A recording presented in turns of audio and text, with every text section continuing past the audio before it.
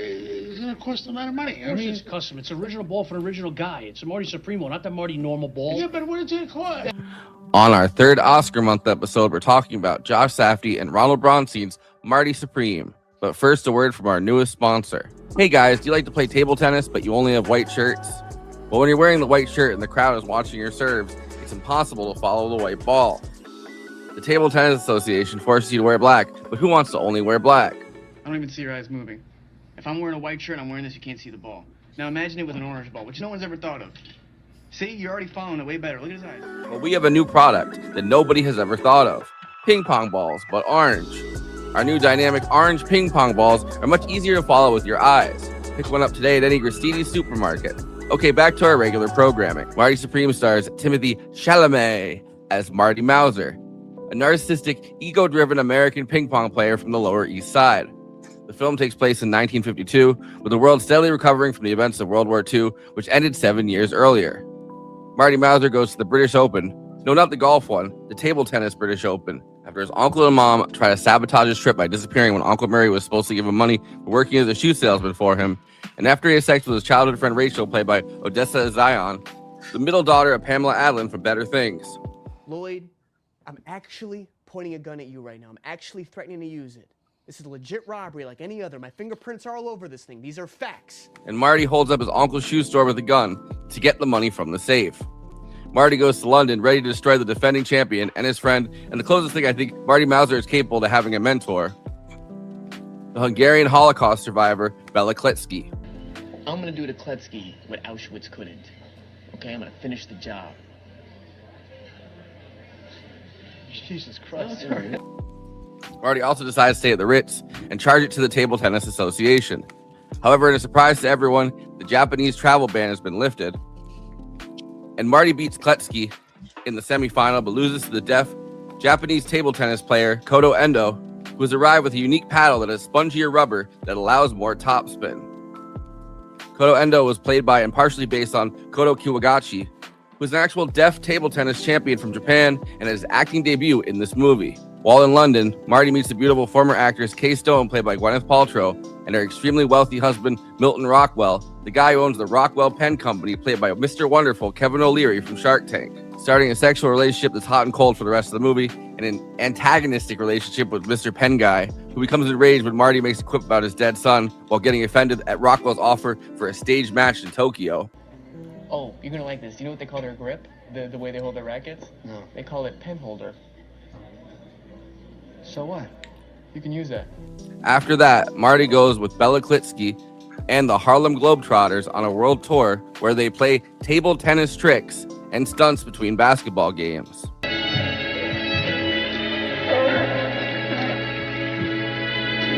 Everybody's gotta learn sometime. Marty returns home to face his uncle and his melodramatic mother, played by Fran Drescher, who want him to give up his dream of table tennis and get serious about selling shoes. It's from an original Egyptian pyramid. Who built that? Marty also finds out that Rachel be pregnant. Marty instead begins hustling, and the rest of the movie is mostly just Marty doing different kinds of hustles, including pocketing money from a sinister gangster played by Abel Ferrara, who gave him money to take his dog to a vet after Marty's hotel tub falls to the ceiling and crushes his arm, which Marty and his friend Wally, played by Tyler the Creator, used to hustle a bunch of hicks at a bowling alley out of all their money in a ping pong game before being chased down and losing the dog after a gas station explodes. The various scams from there that Marty and a rotating cast, including Rachel, try to do include trying to sell a different dog to the criminal guy, trying to get the dog back from an enraged farmer played by Penn Jillette. Marty tries to sell Kay's jewels just to find out their costume jewelry. The guy chokes me out, punches me in the back of the head, takes my money and run the fuck off. Caught up to the motherfucker, boy.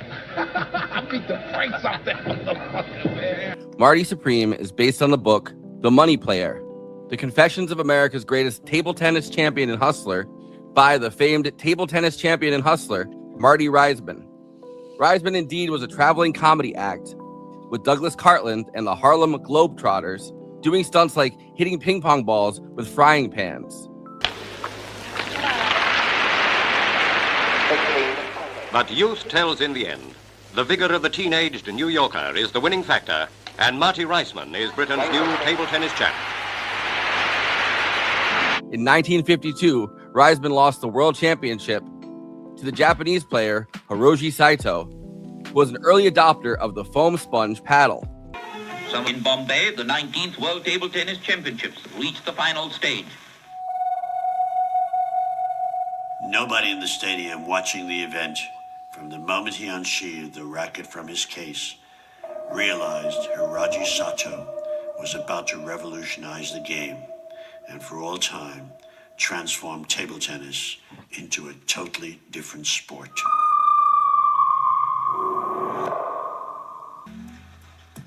Sato walked out to the table to play against Richard Bergman, and I'll never forget he had a little case under his arm. Took out the case, unzipped it, and took out a racket that has about an inch of foam or a half inch of foam on either side.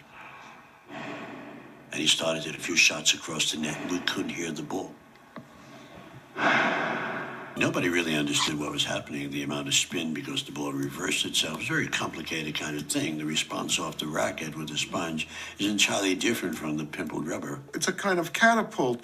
Whatever effect you put on the ball, it comes back at you with twice the effect.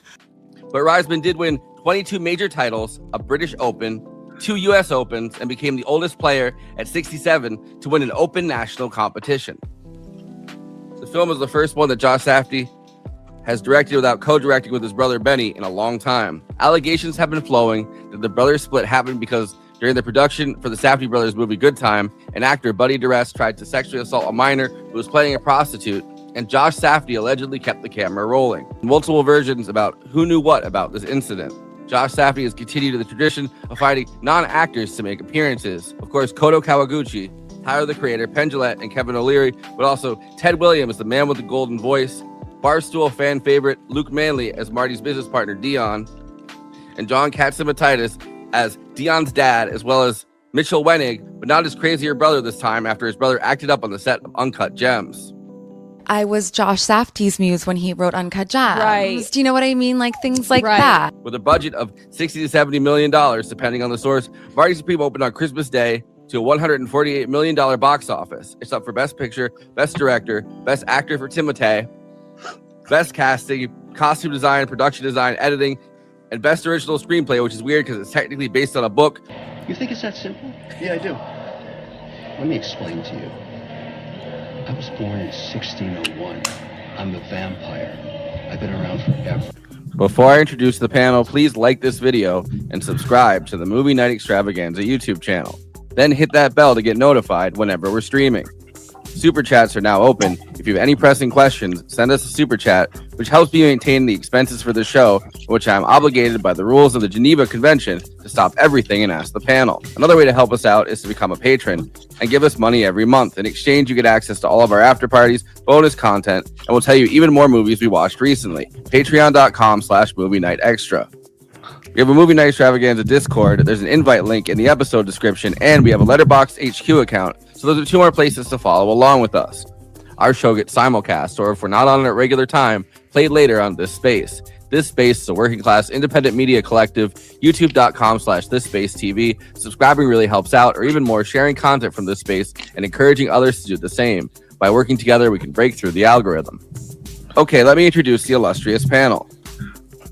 Conan Neutron is the co-host and senior producer for Movie Night Extravaganza, host of Protonic Reversal, an independent Film Critics of America film critic, and the frontman for the band Conan Neutron and the Secret Friends. Check out his music at neutronfriends.bandcamp.com.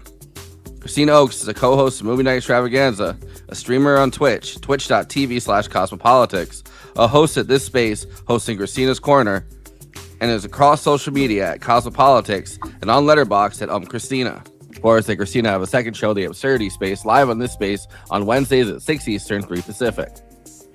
Kayla is a YouTuber who makes video essays about pop culture on her channel, Kayla Says, including the popular How the Internet Fell Out of Love With series. She has 2 channels, youtube.com/Kayla Says and youtube.com/Kayla Says More. I, of course, am your host, the true inventor of ping pong balls with orange, Forrest Miller. This is the Marty Supreme ball. It's not the Marty normal ball. Exactly. How dare you? First of all, how dare you? Secondly, Kayla, welcome. Hi guys, I'm so excited to be here. Yeah. I got the idea after watching your Timothee Chalamet video. I'm like, you know who would be perfect for this episode? Because you and I both agree that Timothée, he can be a bit of a try-hard when it comes to wanting to win the prestigious award. Like my main complaint with this is that it's like this is just gonna be a career Oscar win for him at the age of 30. When I know he's done great performances before this movie, and even probably better performances after this movie. Like he's still young, he's still green, He's still young, but he's embracing the dream big energy, and I'm excited to see if he pulls off this win. I also do want to say to your chat, I am a little sick, and I'm like consuming cough drops as this goes along here, so I'm able to like breathe and talk to you at all. So if you're like, why does she sound a little like a zombie with cotton balls in her mouth? That's why. But I'm trying my best. You could just be a tertiary character in the movie, and it would be fine. Yeah, exactly. A couple weeks ago, like the night before we did an episode, I was outside shoveling because it was like that big snowstorm that like really piled up. And the next day, I was like, oh no, I feel the cold entering my system right now. Yeah, 'tis the season for sure. It's interesting. This movie is so we're famously big Uncut Gems fans on this show. I liked Good Time. I did not like it nearly as much as Uncut Gems, but I didn't expect it to have like similar stressor energy. Stressor Supreme is my subtitle tonight, and it works. And especially with the main character being one of the most insufferable, manipulative jerks you'll ever meet in your entire life. Like, it's like, okay, like you got to have charisma to sell it. And it's just one of those things where it's like when people are like, yeah, I can't. I'm like, I get it. I totally get it. It is a lot, though. It is a lot of dudes rock. Scheming, hustling. It is a lot of... And he he does not let the gas off. He's just a little goblin the entire time, right? And respect, because he's very good at being said goblin. But it is also, like, I understand it's a good year for the acting categories, and... you have to kind of like go for that thing. I would have been, I'm not a fan of the musical biopic in general, like as a form. I think it's pretty hacky. Complete Unknown is like one of the less odious ones of the bunch, but if he had won for Bob Dylan, I would have been pissed that year. Quite frankly. Instead, we got Adrian Brody and poor Cillian Murphy. He's still standing on that stage because he's still talking. He's still doing the speech. Timothée would have at least kept it succinct, one would hope. But I do agree that I think it's kind of they want to give him an Oscar, right? But it's also a great performance of a complete a-hole, like the worst dude you've ever met, who just is like absolutely going to ruin your life in every way possible. It makes you wonder if the real Marty was actually like that. My thing is they didn't show off like the flamboyant as much as I thought, like all the flamboyant, him putting on like an act, like, all the crazy techniques and fun things he would do to make, table tennis entertaining, curling. Yeah. I find that shit entertaining. One of the most exciting. The way it's shot, which I'm sure we'll get into, is exciting, where it's like, I did not expect ping pong to be this thrilling, but here we are. I mean, it works with curling because they scream very sexy stuff. So yeah, well, I don't exactly know how this works, but the Harlem Globetrotter one that he did, which he did like basically a comedy act in between the like the real guy did a Harlem Globetrotter style with like the circus animals and the frying pans and all that. Yeah. So the frying pans are a real thing, and they would use their feet somehow. They would use their feet to kick the thing up and then hit it with a frying pan. And I don't exactly know like the rhythm to it or whatever, because I think it was very choreographed, but like that was an actual thing. This guy started hustling this way at 15. He was 15 years old. He was at That's wild. Was at one of those. They show you like kind of I think it's Lawrence's is the place like that in New York City where it's like that's the real place where they had all the people doing like underground ping pong championships basically. And they were like kind of underground doing that whole thing. That guy started there at 15 and was hustling people out of so much money. Like he would do that same kind of hustle where he's like, oh, I'm kind of bad at this. So don't worry. And then he would and then show his like power level and be like, just kidding, I'm great at this. Which we're used to seeing, but not with ping pong. Like we've seen like Color of Money and so on, where it's like pool usually, you know. Yeah. So I always think about the one Drake and Josh episode where they hustle at pool. Yeah, they hustle everybody at pool. I've seen that. I was like, I'm like, man. Well, but the thing is, you have to be like the thing that you don't think about with that, you have to be really good at it.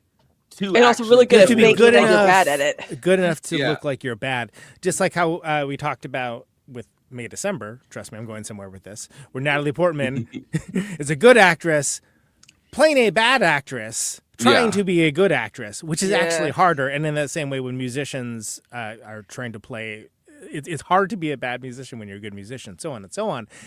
Also, this is the only time period where being a ping pong hustler would work. Yeah, because it's now a rec room thing, you know. It's a table tennis, also, right? You know, for also America. It was taken a lot less seriously before this year, in 1952. That's the year that this really changed, because this guy Hiroshi Saito, who actually was the worst. I mean, I don't know, like at least this is the way that it's portrayed now in like popular narratives. Worst table tennis player on the Japanese, like, you know, the Japanese star team or whatever. And he had that paddle. Because they put the sponge in the middle of the paddle, and he was able to go like this. No one had ever seen anything like that, because the topspin, you can actually control where the ball goes. Yeah. Wouldn't that be considered like cheating too? Like, I'm like, that's one thing that bugged me. I'm like, wait a minute. Everyone's monocle popped out when he did it. Like, oh, you know. It's like, wait a minute. They were reacting too fast to like it fried their brains so much that they couldn't think like this is cheating. Like, right. Also, too, like with the music choices, like it feels like it's also very like reminiscent of like, you know, like the Cold War, like in the 70s and 80s too. I was like, wait a minute, this is the 1950s. This is not like 1984. Well, from the beginning, right? The first song you hear as like a needle drop or whatever throughout it says "Forever Young," which is a song that fits with the time period of the 1950s, because it's literally a song about, you know, the atom bomb getting dropped, and everybody's forever young because they're frozen in time because they've all been killed pretty much. So it's like, but no one listens to the lyrics that hard. So no. Kayla, you want to jump in there and on any of that we're I mean, if we've you guys 17 topics. Yeah, it's like ping pong. It's like ping pong in real life. It is like this show is like ping pong. You're right. Yeah. No, I mean, this was one of my favorites of the year. And I also, Uncut Gems is one of my favorite films as well. I like Good Time a lot too. I don't love it as much as Uncut Gems. And so I just really I knew we'd like you. Yeah. I have always really gravitated toward, and I know it's unfortunate because the Safdie name has been a bit tarnished in recent weeks, but I've always gravitated toward their style of filmmaking, and so I was really excited to see this, and it ended up being one of my favorites of the year. I love that all of Josh Safdie's films, I guess, are just about like the worst guy going through a series of hijinks. And thus far, it seems to be the case, right? I mean, like 3 for 3. Yeah, you'd think that would get tiring after a while. Like, you'd think that just kind of watching 2 hours of like the worst person you've ever seen in your life try to win and then in many ways fail at winning. Like, you'd think that would get tiring after a while, but I just eat it up. I love it. I love this movie. I was on the edge of my seat.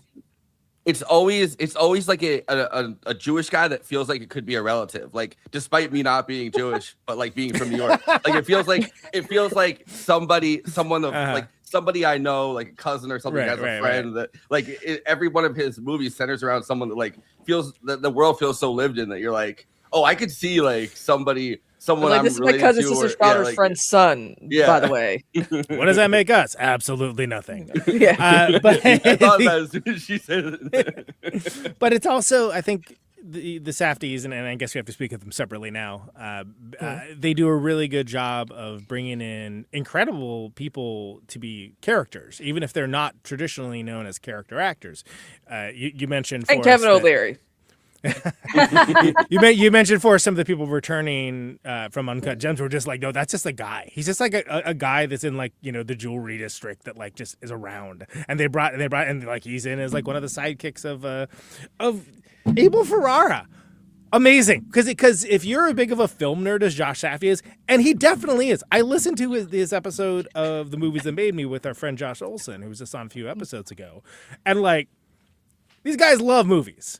And he was like speaking very eloquently about a lot of them, and it's like, well, you can tell. But to get Abel Ferrara, which for the younger folks don't know, a like pretty quintessentially New York director, like especially in like that late 70s. I like, love that mid-80s era. lieutenant.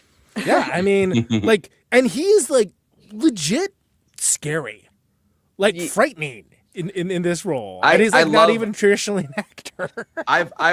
Well, in his later but to have years, that he's eye, going- to have that eye for like knowing who would fit well in the vision, right? He's kind of done like the Cronenberg, where it's someone that was known as this director, like this larger than life director, and then in his later years, he's like been cast in like a few things. Like it hasn't been anything to this level, but it's like, you know, a lot of people have been like, you know, Abel Ferrara is like a perfect like that kind of face, which he was also like, he was one of those filmmakers that came out of like the Michael Mann school, and we just talked about Thief, which we just talked about Thief. He has presence too, like Michael Mann too, and that helps for character. And like it's the same way. Cronenberg's a great example, because I think of like a movie like Nightbreed, which is, you know, quintessentially a 3.5 star movie, but like Cronenberg's like he's the bad guy in that, and he's so over the top, like, and it's like could be more campy, but it's like no, this guy's pretty terrifying actually, like and Abel Ferrara's got that same energy, but the thing is, it's not just like there's one of those kinds of things. There's like 20 of those kinds of things in this movie.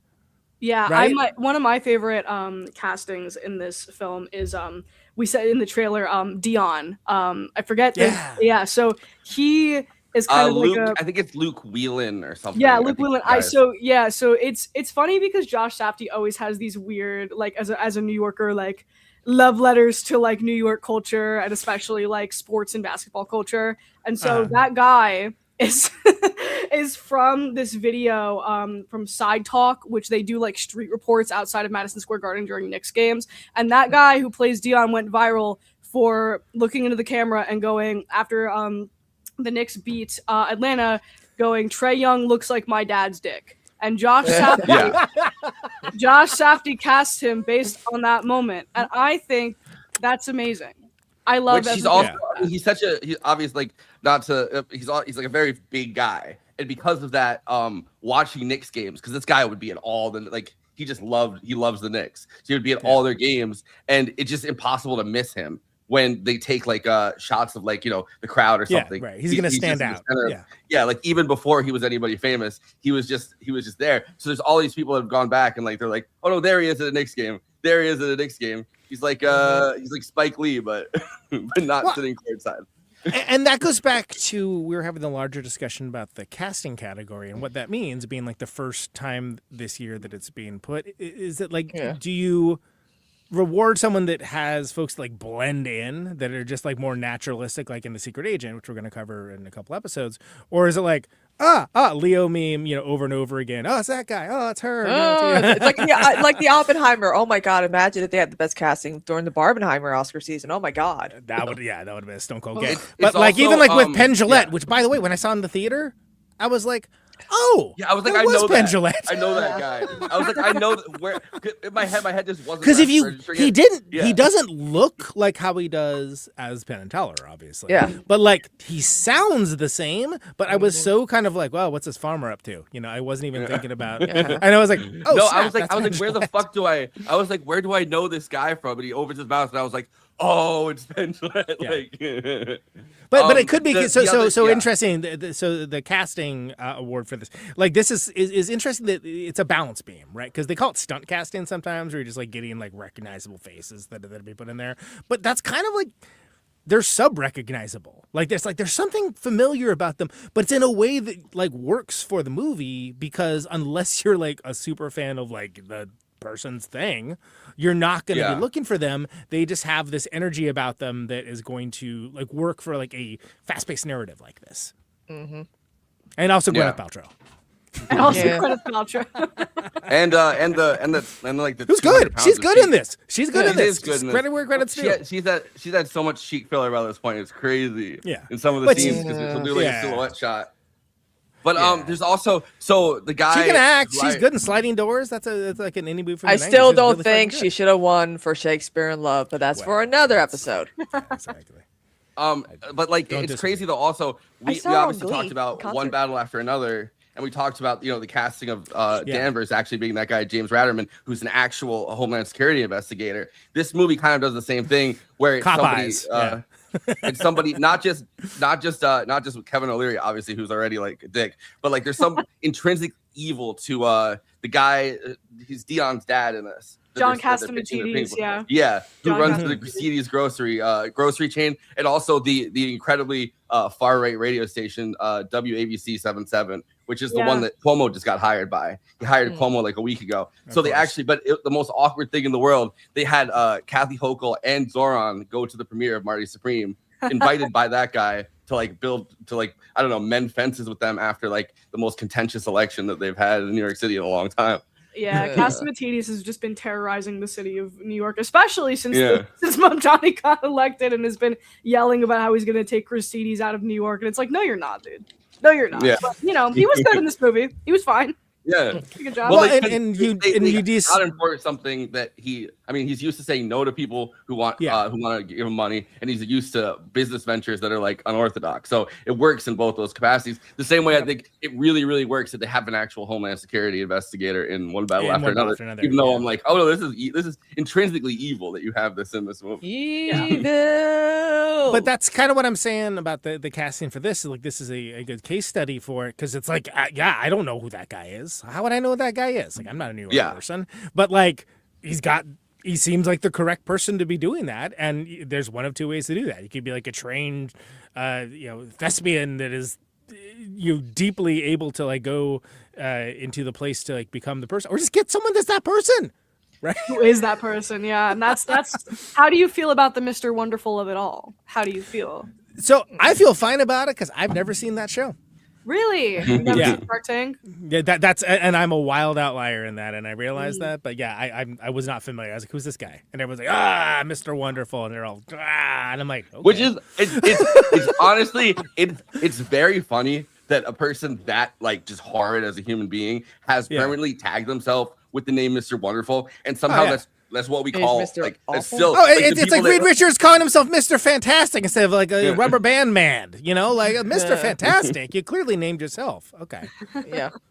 But I don't know. There's something charming about, and like I think that this might get. There's a few things in this that might get old fast with people's like Timothee Chalamet's method acting techniques, right? Like the whole thing about like, oh well, he fucked up. He purposely had things that fucked up his eyes, and then added a layer of glasses on top of that, and it's like. That's something that I feel like at some point it's going to be like, oh man, we've had enough of that. But like, I don't know. There's something like there's something charming. Like Jared Leto. I was just going to say Jared Leto. Timothy.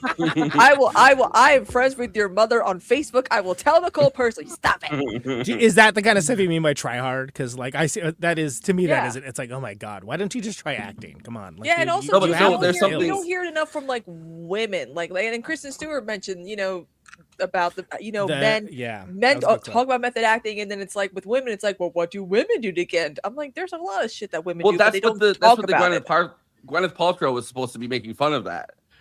With her entire character was supposed to be making fun of the concept of method acting, while Josh Safdie was forcing. I mean, because he did a lot of the stuff where he was pushing Timothee Chalamet further and further. Like when you actually listen to them talk about it, it's like a lot of the stuff was his idea, and Timothee Chalamet, like the eye thing, got like put at Timothee Chalamet's feet. But it's like, no, it's Josh Safdie sent him to an optometrist to fuck up his eyes with contacts and then put glasses on top of it. And it's like, no, that's like a Safdie thing. That's not. Yeah. But I do appreciate it's almost kind of charming that like he refused to get a butt double. So the Kevin O'Leary scene where he's spanking him with a paddle, it's like that's that's his actual ass getting hit. Yeah, there's not a stunt ass involved. Real ass, real cheeks. Which you don't think about like until something like this happens. You don't think about the fact that like when an actor gets spanked, it's a stunt ass, right? Like that's not something that like pops the first thing into your head until they're like, oh no, I didn't use a stunt double for my ass, and then you're like, oh, I've never thought about you having to use that before, but like now it's kind of crazy. That's American. I can't stop thinking about it. Yeah. Well, anyway, I think we're going to start getting with the plot summary. Kayla, anything you want to chime in on this ping pong game of an episode before we start doing that? No, let's get started. All right, let's hit it. All right. So in 1952, New York City, Marty Mauser works as a shoe salesman at his Uncle Murray's shop while also competing professionally as a table tennis player. Marty dreams of winning the British Open I keep thinking of golf. Like the British Open. That's what I think of it, Defeating the defending champion Bela Klitsky to bring the American attention to the sport. He also pitches selling orange novelty table tennis balls bearing his name to his friend Dion and Dion's businessman father, and is having an affair with his married childhood friend Rachel Melzer. Actually, didn't know that was her last name. Marty demands $700 for his London trip, but Murray refuses. Slave labor, by the way. Murray's trying to get his nephew doing slave labor. Citing concern for Marty's mother and wanting him to keep his job. After hours, Marty robs the shop's vault by threatening his coworker Lloyd at gunpoint. I want to say the Brian, baby. Well, the guy that plays Lloyd, that is such a great find for like a character actor. That guy's face is just like unique, but also in this like incredibly pathetic way. And like you really like when he has the gun pointed at him, like you really feel this like I don't know, energy out of the scene where it's like there's this disdain, but also like I don't know what the fuck this kid's gonna do. Right. Yeah. Very, very, very unpredictable. By the way, the usage of the word demands in there, very accurate. It is very much a demand. There's a lot of demanding going on by this kid. Everywhere. Yeah. It's like, dude, what? Come on, you haven't earned it yet. Just like Yeah. What's funny too, though, is that he. I mean, I do appreciate that he's trying to, trying to bring like a very niche sport to like something that's very popular in different parts of the world that's popular to the U.S. That's how I feel about when I watch Americans in the Winter Olympics playing curling. I'm like, what school do you go to where they have curling as an option for a gym class? Because I would have attended. Yeah, they just all saw Cool Runnings and decided to put that as an elective. Yeah, Cool Runnings. You're the Jamaican bobsled team. I just watched Cool Runnings. Me and my fiance just watched Really? it. Love that movie. Did it hold up? I heard that. I haven't seen it in they're years. they're either remaking it or doing a sequel. Yeah. Really? I think they said that. I think it's a product of its time, but it's fun. It's a fun. Yeah, Yeah. That's what It's product. also of without its time, John I'll leave it at Candy. that. Like John Yeah, Candy how do was you such a good. Yeah. Yeah. In London, Marty, unhappy with the players' barracks, instead stays at the Ritz Hotel, where he seduces former actress Kay Stone and meets her wealthy husband, pen magnate Milton Rockwell. Great pen magnate name, by the way. Marty defeats Kletsky in the semifinals, but loses to Kodo Endo, a deaf Japanese player using a sponge racket. I did not know that this was like such a big, because I obviously think of those rackets as like the ping pong racket. I did not. Yeah. I did not catch that at all the first time. By the way, like I was like, oh, okay. I didn't like understand. It's like, what's the distinction, controversy the here? difference. I didn't. There's nothing about. I thought it was the shape of the they made it so it was like the shape of the racket looked a little bit different. Yeah. So I was like, is it the shape? Is it a shape thing? Is it a size thing? I don't know. Is it girth to the racket? Rockwell offers Marty an exhibition match against Endo in Tokyo before the World Championships, but Marty declines upon learning he would be expected to throw the match to appease Japanese audiences who killed Rockwell's son, but they got money, so they got yen. Well, and it's important to Yeah, note no. too, and something you were saying earlier, and I forgot to mention it with the music, is that the time period from when the music that's 80s pop predominantly in this, and the time of the movie is about the same time between those dates as it is from now to when that music was set. So it's if you were to look at it, it would be like that would be in the midpoint of there. And I wonder if that was thought about and intentional or just kind of happened to work out that way. No, I think it was because I watched Tom Baker, and you guys should watch it just to watch it before, because I sent it to the Instagram chat that we had. But there's this video where it's an hour of Sean Baker in conversation with Josh Safdie, and they're just bouncing off each other. Like it literally is like a ping pong game. Ironically, I couldn't listen to it because I was listening to Josh Safdie talk to Josh Olson. Kayla, do you want to jump in on the music thing there? Yeah, I mean, this has some great needle drops. I love that it ends on "Everybody Wants to Rule the World."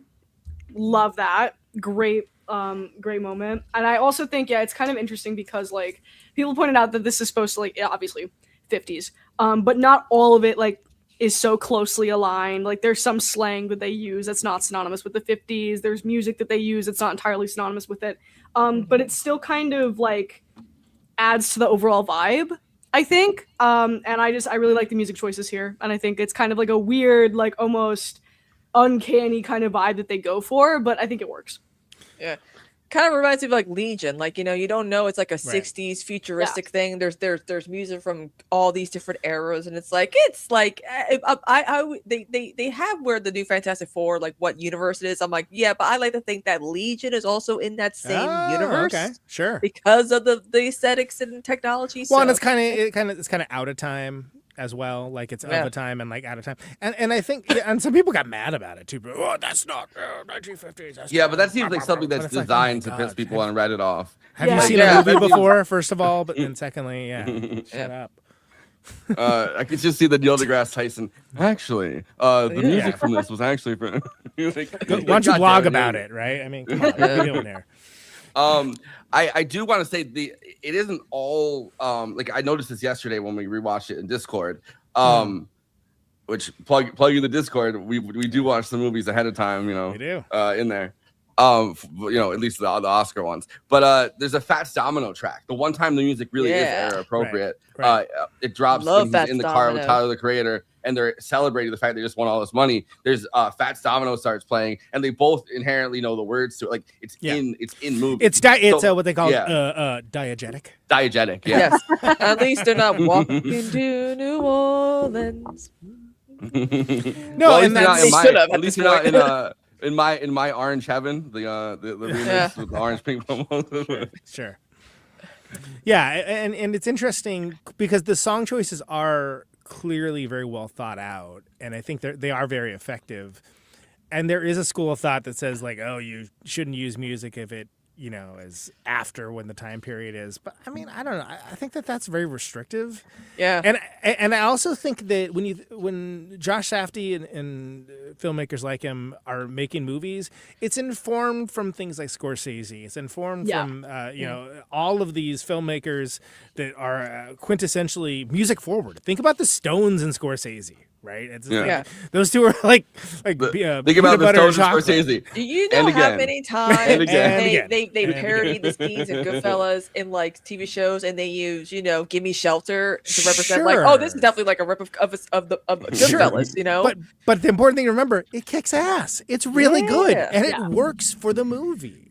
So if it works for the movie, like, who cares? But I mean, don't get me wrong. I'm the first one. I always point out when it's like, oh my God, why use that overused thing? Why not use something else? But I mean, I think that it's an aesthetic choice, and I think it works really well. I mean, the other thing that I would point out after hearing Josh Safdie's reasoning behind some of the stuff, he had this deep connection to Lawrence's. I'm pretty sure it's the name of the place, like the underground ping pong place. His uncle was actually a ping pong player that would go there all the time and actually compete with, so he would have been one of the people that are just kind of hanging around when, the Marty Mauser / Marty Reisman character is there.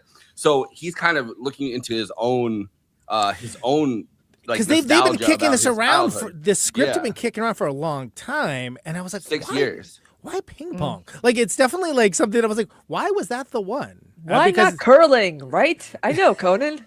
Hurry hard. Exactly. Harder, faster, stronger, better. So he said the reason that it's ping pong is also that he never considers, disrespectfully, I guess, he never considers ping pong a sport, right? Like, he loves right. So it's idea but this is the moment, if it was going to break hard and big in the US, it would have been at this time where someone that is their craft, that is their art, that is the thing that they have dedicated their life to.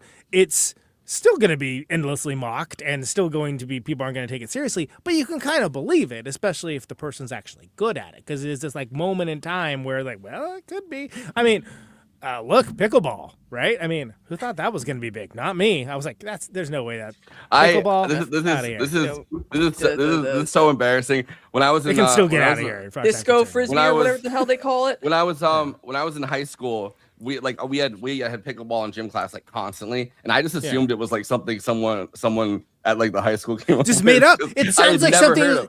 It's like Calvin ball, right? Like pickleball. Haha, that's funny. Well, you have to eat a pickle at the end of it. I mean, look at the freaking like this is why I prefer the winter over the Summer Olympics. But the Summer Olympics is like anything could be a sport, like twitching your fingers and stuff. I'm like, really? like there's a whole. Well, it gets into the. I'm the gold medalist at that when it's cold outside. Yeah, there's track and field ones especially. Yeah, I thought I think the Daily Show or someone did like a segment about like all these like they tried it like they do all these things where they try to get awareness of these sports, try to get them in the Olympics. I'm like, at least with the Winter Olympics, there's no stupid shit because it has to be winter, it has to be cold, it has to involve snow and ice. Well, how many different how many different height jumps are there in like track and field events? It's like, oh, I could jump this amount, I could jump this amount, I could jump this amount. It's like I could do the pole vault, I could do the discus, and it was like, and that's why Marty has to make it. That's why in real life he made it interesting. He made it interesting. Those go back to ancient Greece. Yeah, I know. What else did they have? They didn't have ice skates. They were like, all right, can you jump that high? But I'm saying but I'm saying right. it's funny that even those things, right? Here's your medal. I think that's the original like thing where it's like like the jumps or something. It's like, well, anything could be a sport if a jump could be a sport, like. But jumping back, speaking of jumping back. Hold on, Kayla. Did you have something for that? I want to make sure. No, I'm good. You keep going. Going. Yeah. Ancient Greece, jumping, ping pong. All right, here we go. Just jumping back into the summer. It's like Mr. Toad's Wild Ride on this show. Yeah. Love it. Rockwell offers Marty an exhibition match against Endo in Tokyo before the World Championships, but Marty declines upon learning he would be expected to throw the match to appease Japanese audiences. Which he could have just said, right? Like he could have just said, like, "Oh no, thank you," but instead he burns the bridge, which is like I feel like that's the Marty thing because that's the kind of guy. Yeah, that's the kind of guy he is. That's the kind of guy I am. I'm Marty. What do you want from me? It's in his nature, right? It's like he has that nature of just he's an absolutist, and that's going to count on both sides. And just basically like self-sabotage. It's like he's because later on he's like, I'm not the type of person to ask for help or blah blah blah blah. I'm like, bitch, you've been doing that the whole time. Yeah, but that's like, but you that's the moment I think that Kay sees herself in him, right? Where it's like, oh, she would have never admitted that she asked for help either, and then that's why she's like, all right, I'll give you whatever you want. What do you want? Or maybe I don't know. Maybe Dick was just so good. Who knows? But Sidebar. Odessa Zion, really good in this. I like the Rachel Sennott show quite a bit as well, and so I knew her from that, which is a very different character. But and also absolutely nuts to see her and Mikey Madison like did pictures together. It's like, oh yeah, they do look quite alike. I mean, my thing is she played very, her, she looked very like she's doing that whole thing where she's like, I'm gonna have a kind of I could change my name a little bit, kind of be like racially ambiguous and get like a fake tan and some lip filler and wear a black wig, and then that's like the thing she's doing. There's also like, no, but there's I don't know also if that's like, an exact quote or anything, but yeah, sure. Yo, I got this wig and I got this tanner. You got a little the thing where it's like she got cast as a Latina. Yeah, and she was like, I didn't know. Yeah. And she's like, I didn't know that the character was Latina, and she's like dropped out. But yeah, that's hilarious. I think that there's also like it's like a win, it's like a lose-lose situation for somebody like her because if she leans too much into the fact that her mom obviously is like a famous actress, and like a famous comedian and writer. I loved her. Who didn't cast her, by the way, who didn't cast her daughters in the show about her daughters. So it's like, exactly. How big of a leg up did your mom really give you? But I think that there's like we look down on those kinds of people. We call them nepo babies or whatever. Like I'm kind of over nepo baby discourse because I'm like this is boring at this point. But like but then they try to do something radically different to like make it so that like, oh, I don't look anything like my mom. I have a whole different like skin tone and hair shape and everything. And it's like then they get shit on for that. And it's like, I don't know. Yeah, I just want the acting to be good. Her look is almost like Greek now. Of like, okay, I didn't expect that, but okay, I'm not mad at it. And when it works. I was gonna say it works for the Rachel Sennott show because he just is meant to be. It's like Entourage, but for influencers. It's nothing like Girls, frankly. Well, I mean, but like I mean that as a compliment. The fact that it's so low stakes of just like, what am I watching? Like, what are they? But it's like it works. It's fun. She's good. You buy the fact that like this is someone that like people want to give products to. You know, it works. It works. Yeah, it's like watching like people like get all excited. Ariana Grande dyed her hair dark brown again, is putting on the fake tanner again because they thought Glinda ruined her, and I'm like, guys, chill out. It's fine. Black Iana's coming back. She spent too much time in that gay ass bubble and it destroyed her tan. Yeah. Rockwell tells Marty. Kayla has no frame of reference for that, but I think it still works. But it's all good. She's done videos on Wicked. It's fine. It's all good. Here comes Glenda in her gay ass bubble. It was a letterbox one-liner. So. Love. Yeah, it's the greatest letterbox one-liner. It's one of my favorite ones. Yeah. Rockwell tells Marty that he's already a vaudeville performer since he's touring internationally with Kletsky as a novelty act for the Harlem Globetrotters. several of those Globetrotters are like, well-known NBA players. They were auditioning them for a while. Yeah. So it's like those guys are more. They toured. They still tour today because I mean, like it's been like a they it's kind of like the banana the Atlanta Bananas, like the Savannah they Bananas. do. They do like all the entertaining, singing, dancing while playing baseball. Like I like those things because it's just it makes the sport fun. As someone who doesn't do sports, I'm like, cool. I want to be entertained. What is baseball again?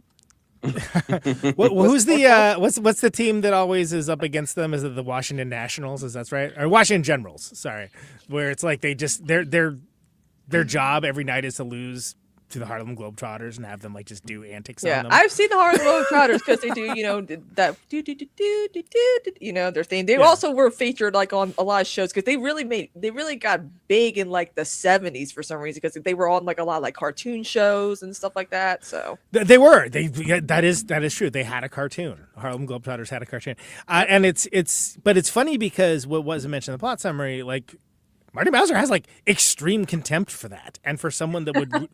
Like, go do that, even as, like, look, his buddy is like, we're just making a buck, it's okay, we're making a living at doing what we love. And he's, like, pissed at it. He's pissed at the idea of it. Like, because that's how much of a grind set sort of guy he is. That it has to be not just his chosen methodology of craft, it has to be in only a specific way. Like, he only looks as, like, a means to an end for the time being, so... I think that's interesting in terms of the character's motivation. So, yeah. Thank you. Anyway, moving on. Back in New York, Marty is arrested for stealing from Mary, but escapes. He reconnects with Rachel, who is pregnant, and claims the baby is his. I would have gotten a paternity test for that shit. While staying in a rundown hotel with his friend Wally, a taxi driver. Wally. Entirely different. That's what he's saying. Come on, Wally, we're going out to hustle. Wally. Stupid. Out there is a world outside of Yonkers. I will say it's probably real easy for Wally if Wally had gotten his taxi robbed, like the Wally, because those guys they can't even walk. They're like on there. Exactly. Little hovercraft barco loungers. Barco loungers, thank you. Yeah. So while staying in a rundown hotel with his friend Wally, a taxi driver, Marty discovers he has been banned from the World Championship unless he pays a $1,500 fine to the internet. I wonder how much that is today. For the International Table Tennis Association for fraudulently expensing his Ritz stay. Marty's bathtub collapses to the floor, injuring mobster Ezra Mishkin. I thought Rachel's name was Mishkin too. I think who pays Marty to take his dog Moses to a veterinarian. Marty instead hustles patrons in New Jersey bowling alley with Wally to raise the money. The bowlers later attack them at a gas station. Oh, yeah, this is too much plot. But that's too much plot to summarize. First of all, what is this, a Fellini movie? The bathtub falling through. I was like, oh my god, the dog! Please, so don't kill the good. dog. That's like one of my favorite scenes of the movie is the bathtub scene because it's just like so fucking like batshit. Loved it. Because you don't expect it because they're just having a conversation and then he's just like naturally like being like the chaos goblin. He is like I don't care what he says, I'm gonna take it anyway, and then just crack and you're like oh, and then like the first thing I thought of was like oh no, that dog, and like oh yeah, and the guy too, me too. I guess.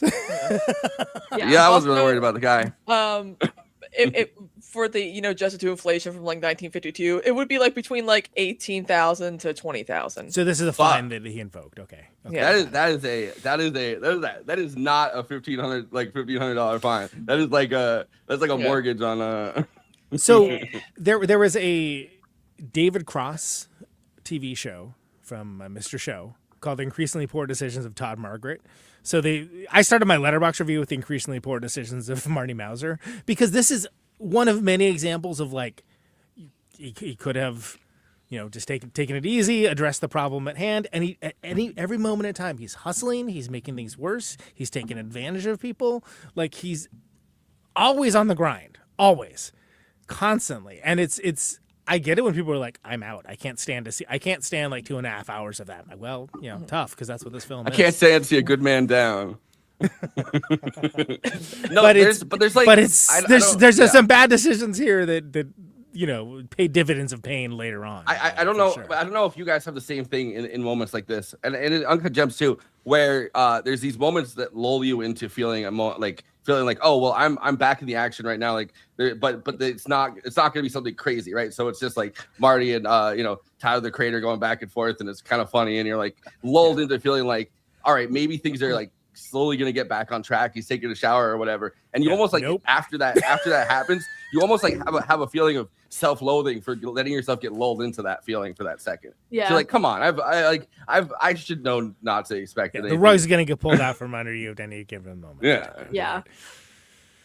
Yeah, and so then that's what happens, and then the dog gets involved, and like anytime you're like, all right, now the pet's with him, so it's like, okay, this is not going to go well. Like, what do we? And then he's like, he doesn't even take him to the hospital. He's like, no, we'll take him with to go hustle these guys. Okay, that's a he feeds the dog. The first thing you see, he feeds the dog bourbon and ice cream to get the dog to calm down. I forgot about that. I don't think that's what that they do at the vet. Yeah. Look. Although maybe it was different times. 1952. Okay. Yeah, I was going to say maybe in 1952 New York City, because that is what they used to do for like teething babies or whatever. It kind of reminds me of the scene in Meet the Fockers where Greg is watching over little Jack, and he finds and he's got the rum bottle glue because he's messing with the glue, and because Barbara Streisand says like, he's probably. It's so good. It's like, it's probably teased. I'll put a little rum in his milk or whatever in his bottle, because that's what I think people still do that. And I'm like, they say it's good to drink, a little bit of wine when you're grandmas pregnant. and grandpas definitely do. I don't know about they probably put a lot more though. It's funny that actual health experts keep being like, it's hilarious that actual health experts keep being like, no, there isn't a health benefit to a little bit of wine. Like, you should not drink any alcohol. Like, and then some listicle come out and be like, actually, there's 10 reasons why it is good for you. And it's like, drink 1 glass of wine a day to prevent heart attacks. Like, okay, and cool. It's like, and then underneath, it's like, actually, scientists have discovered that you're actually more likely to have heart attacks if you drink every day. It's like a 6-point type disclaimer at the very bottom. Like, but there's like 3 ads that are running over it, so you can't see it. But don't give your dogs rum or ice cream, is what we're saying, guys. Definitely don't. So the dog's attached, right? And like then they go and they're gonna go do some hustling, and it's funny because then I didn't know that, speaking of stunt casting, that the guy is Ethan Hawke and Thurman's kid, which is like once you see it, you're like, bunch of those guys, of course. Yeah. So there's a bunch of those guys. And they're all kind of familiar character actors, but the blonde guy with the narrow face it's the first one that gives Wally his money back. That he's like, not everyone is as nice as this guy. Which these are like, I love the subversion of like. These are, I mean, it's supposed to be New Jersey, so it's like, all right, well, but they're like supposed to be like these like hicks, like these backwater hicks, and they're like, we've driven out far enough, we're in New Jersey now, like everyone here is like the 3-eyed, it's a real New Yorker's idea of what the backwoods area would be like. That's New Jersey. It's not the backwoods. It's literally the the episode of SpongeBob where he takes the bus too far, and it's like all the fish have like these strange like lights and like extra eyes and stuff like that. That's what everybody in New Jersey looks like in this movie. But they're like the nicest people, like, because this is 1952, and you think, I mean, later it gets a little racist, but you think that like these would be like the most racist people, and like they're actually helping Wally's character as they're hustling him out of money. It's like they're like, hey buddy, like maybe put that money away, like you don't have to do this, like we understand this is hard, like so you can feel the sympathy for these characters that they're not outright rubes or outright villains. Yeah, even I'm like, wait a minute, this is 1952, man. Even though this is the North, but it's kind of like, it seems like a hip crowd, right? A hip crowd in whatever part of Jersey. Yeah, they probably would have definitely like been like allies during going down south and murdering the KKK or something like that. Cool. Well, but then they find out that they've been robbing them the whole time, and immediately the guy drops the N-word, and it's like, okay, that's more of what I expect. Well, that's more, exactly. I'm like, that's more like it. That tracks, yeah. But yeah, so the bowlers later attacked them at a gas station, but Marty and Wally escape, damaging the taxi and setting the station on fire. Moses runs away during the scuffle. This has to be a movie that is bottled stress the entire time. That has to be the one that got me the most, because it's like, oh no, stop, and then the dog runs away, and like then everything's on fire. The dog's on fire. I was like, oh my god, no, don't be. Am I gonna do? I was like, is this dog died website? What? And then it's like he's just in the smoke running off, and I'm like, oh thank god. It's like the It's moment one in the of the few movie moments- that like the Sorcerer's Apprentice, like where all the brooms are like there's too many brooms start overtaking everything. That's what that scene is for this movie. It's just like it's one of the few moments now. where Marty like actually loses his cool as you see the dog run through the fire and he's like, oh, and he actually does like the like, oh fuck, like what did we just do kind of thing where, but then at that point Wally's like, I got kids and I got this taxi, we're out of here, we're booking it, we're not going back for that dog. So it's like an inversion of, because the entire time Wally's been the one that seems like he cares about the dog's like safety more than Marty does, but it's like the second the shit hits the fan, it's like Marty's everyone like, else oh, what did I cares do about to the the dog? You know, Wally's like, dude, I got kids. He's I like, love the fuck line. that dog. I just love Yeah, I love the this line gas immediately station's goes- gonna explode, but sure. Yeah, I love the line where he goes, I got kids. But Kristina, I'm flipping it off to you. Not All flipping right. you off, but flipping off the Wow. Okay. That's contentious. Okay. Yes. So Rockwell returns to New York, having financed a play to relaunch Kay's career. After having sex with Kay, Marty steals her necklace, but after an attempt to fall on it, he learns that his costume jewelry. That bit was funny. Amazing I think. sequence. Yeah. Yeah, absolutely. Big So you fuckboy think- energy. You think he's finally gonna? Oh no. So He's on the Rachel- phone with the guy while the guy is snaking the drain. So he has like Yeah. the hotel That's worker great. snaking the drain as he's on the phone with somebody else, and then he goes, I got it, and then you hear Marty go like, Yeah. like that. Yeah. He's not. He doesn't miss a beat on it. It's great. He's got the hotel guy working. He's like got his whole plan. His day planned out. Yeah, it's real Kato Kalin energy. Yep. Thank you, Kato So- Kalin, everybody. Rachel comes to Marty with a black eye, claiming her husband Ira has beaten her, prompting Marty to assault him. Honestly, that's probably the only good thing he did in this entire movie. Yeah. Yeah. Go, you know. I mean, Ira the guy sucks. still is like he Yeah. still is like an abusive piece of shit. Yeah, I mean, if you're married to a guy with a big mole on your face, turns out it's not going to be good. It's not going to be good. It's not That gonna guy is great at like, I feel like a lot of movies have like that the abusive husband like lout character. That guy is a great like body type and face just to be like somebody's lout husband. That's like Yeah. it's like Tracks. constantly his boxers and a wife beater and home. Like, where the fuck were you? Yeah. Exactly. So Marty and Rachel stay with Dion, who reveals he had produced the novelty balls, but Marty failed to follow up. It's like he's the maker of his own he's his own worst enemy, you know. Purgatory? I don't know. It's What? not quite hell. What is this? The result of the consequences of my own actions? Yeah. There's what no is this? surprise to me. That's I not fair. am my own That's worst not- enemy. And of course, what's the big innovation? The balls are orange. Beer pong players love that. Yeah, absolutely. Yeah. So Marty and Rachel steal Dion's car and attempt to find Moses to extort money from Michigan, but flee after being shot by a farmer who has taken Moses in. Again, why is that dude obsessed with the dog? Who being shot at by Penn Jillette. Yeah. I remember that. I was like, wait. That's the only one I felt bad at myself for not recognizing. Because if you're only looking, I think it makes more sense. But if you listen, it's like, oh no, he didn't change his voice. It just changes. It's the Penn Jillette voice. He's lost a lot of weight, but that has nothing to do with this. I think he's just lost that weight because of Ozempic. What is that? He's on the GPL1 nonsense, or the rebrand of Ozempic, so people don't, make Ozempic, like make the connection. Like, Ozempic gives you really bad diarrhea and all, you know. The important thing is that he really embodies a New York City person's idea of what a hick is. Yeah. Or someone from New Jersey. Someone from New Jersey. Yeah. I'm from New Jersey. Marty Mauser would see you and he would just be like, he would just see like a three-eyed person. Yeah, he would just hear the music from Deliverance playing. By the way, I saw this Reddit theory that puts the Penn Jillette character into a whole different light because like there's a Reddit theory that Reddit theory that it's not the same dog. Because when you actually see the dog, it takes off and it runs in a completely different direction from where that is. And then when he asks the Penn Jillette farmer character directly, he says like, I didn't see any new dog. Like he says like that's his dog. So there's an entire Reddit theory that wasn't actually Moses at all. And they're just basically harassing like a random farmer because he also happens because the dog doesn't recognize any any of them. Like the dog is barking and backing away at the actual. Well, he does. He's like, he hears a dog bark. He's like, "Yep, that's my dog, all right." I'm like, that could be any dog. How do you know it's your dog? But we Like, just take him at his word at face value until he must know what his dog sounds like. I guess so. I mean, anyway, all right. Yeah. So Dion throws him out for stealing and damaging his car and discards novelty balls. Good job, Marty. Marty learns Rachel faked her injury to manipulate him and leaves her. Rachel tells her husband, Ira, the baby is not his, and he throws her out of the house. Great move.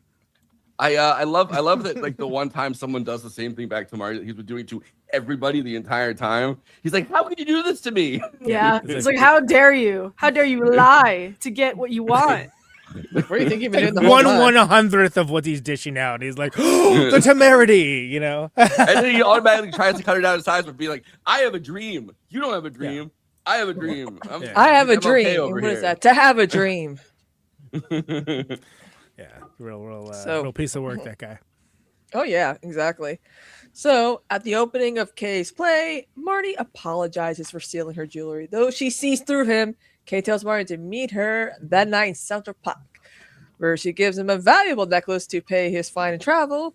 Marty and Kay begin to have sex in the park, but are soon caught by police and use the necklace to bribe the officers into releasing them. Okay. So first of all, we're skipping over the fact that the director for the play, who was it?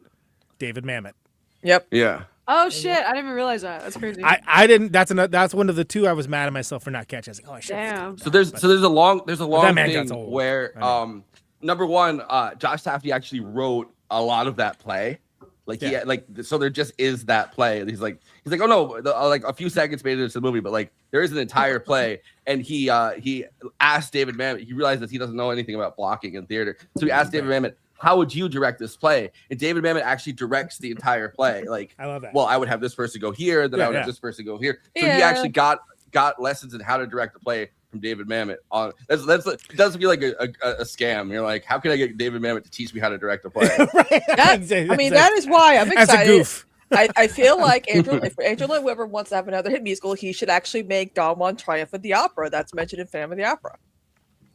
I also love that Marty feels very confident telling these actors like what to do, and not up to and including like a stunt move with the knife, which is like, all right, that does look badass, but like, what are you doing? Like, get off the set. He's also correct in that, like, wouldn't the guy try the door? Yeah, he's like, wouldn't you try the door, bitch? and then they're like, get out of here, get this guy out of here. Like, we don't like, he's not wrong, but he's an asshole. If Marty was like a kid growing up in the early 2000s, 2010s, he would have terrorized his local theater department. He was just born or maybe he would have it's a completely different dream that he has, that he becomes like a theater kid, and it's like maybe he could have avoided a lot of this. Yeah. Yeah. maybe. So so there's a back and forth.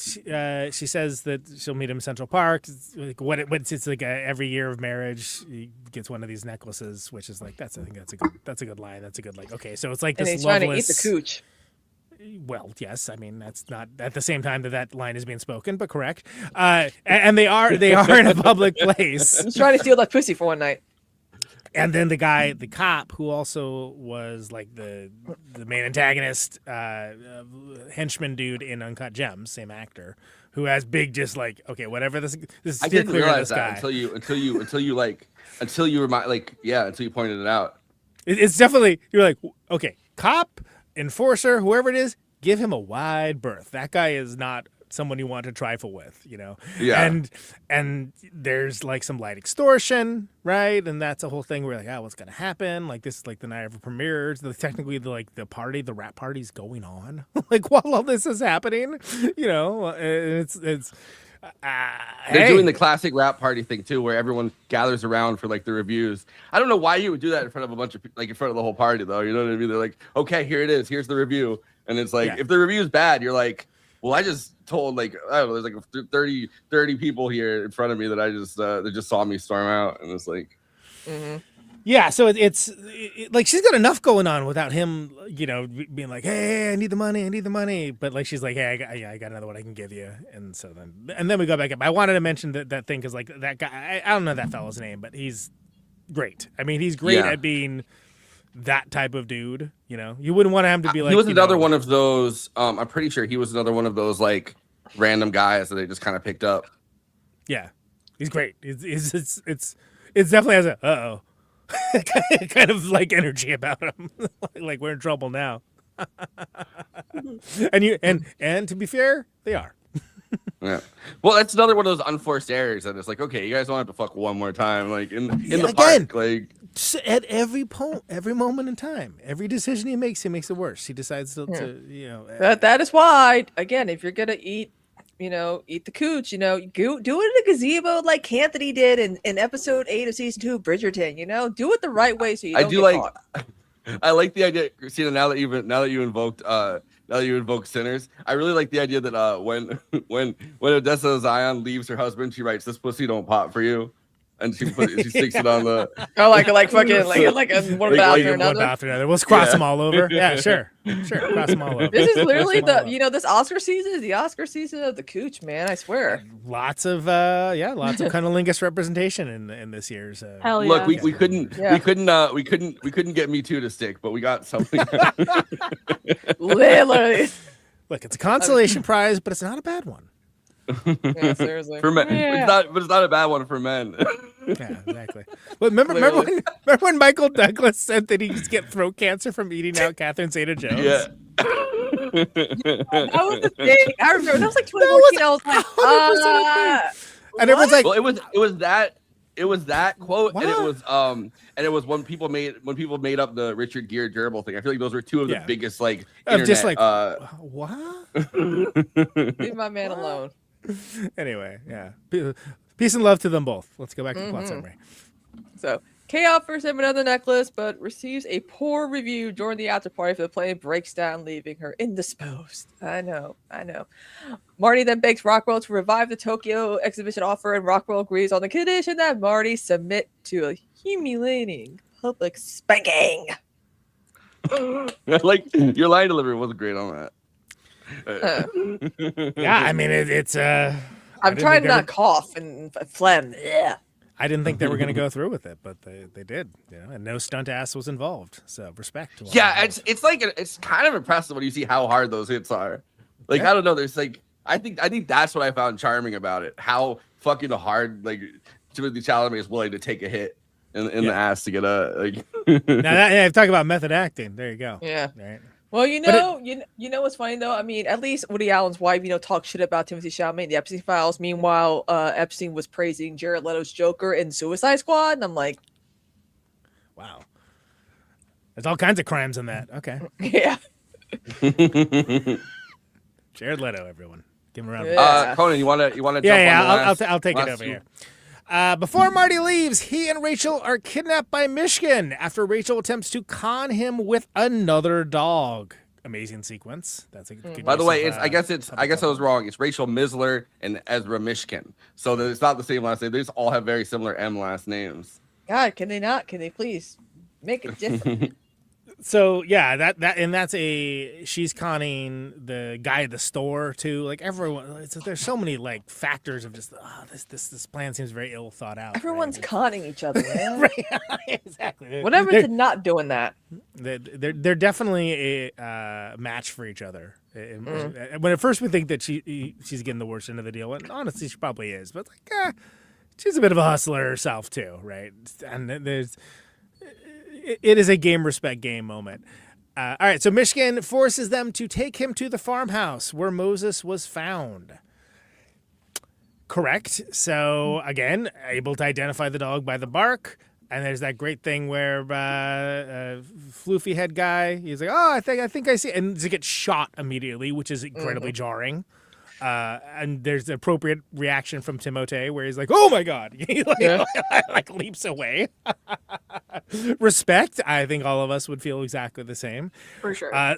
Then it turns into a rural shootout, right? And it's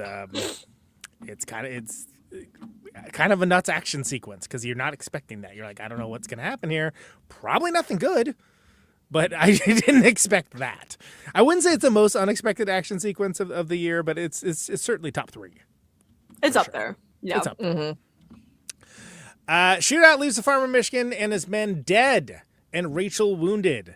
Marty discovers the money is mostly worthless clippings. Oh, God, what a Pyrrhic victory, right? It's like, that's hard to root for this guy at this point, So he takes Rachel to the hospital and she goes into premature labor. And what does he do? He leaves for Tokyo. What a cool guy. Father of the year. Father of the year. Did anybody expect anything different though? Yeah, he's like, okay. This is dash. I mean, of course it's funny because everyone's like, oh my God, 4 weeks? I'm like, 4 weeks is fine. I was born 2.5 months early. I was born on Columbus Day. I was literally, not only was I named after Christopher Columbus, but I share a name with one of the worst Democrats right now, Kristina Marie Guzzi-Camp Perez. Good thing she doesn't go by Christina Marie. I wasn't with a, never mind. I feel like though the thing is like the important. There's a lot to unpack there. The important thing to that, right, is that Marty doesn't know that. Like he doesn't, like he's like, so he keeps on perseverating on the fact that it's 4 weeks early.